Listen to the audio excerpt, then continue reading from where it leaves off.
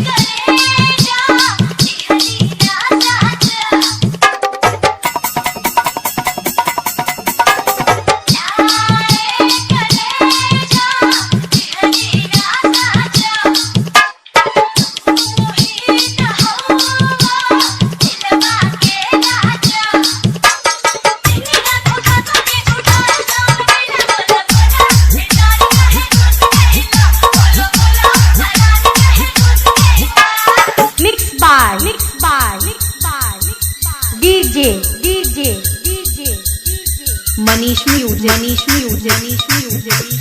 Jamuna Jamuna Jamuna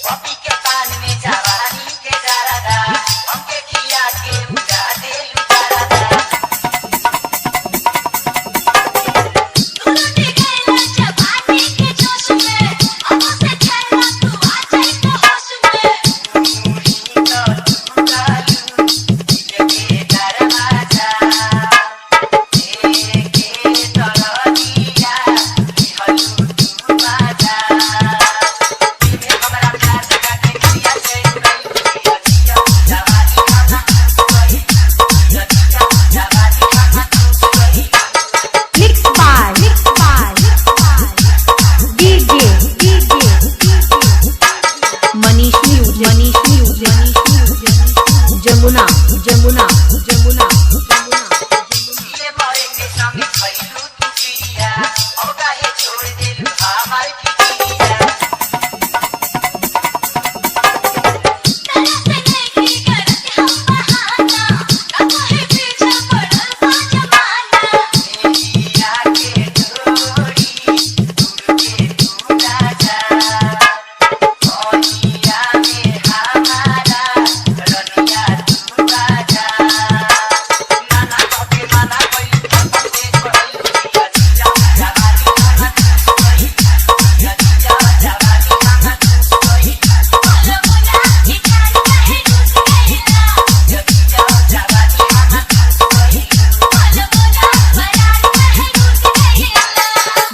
number 8303771577।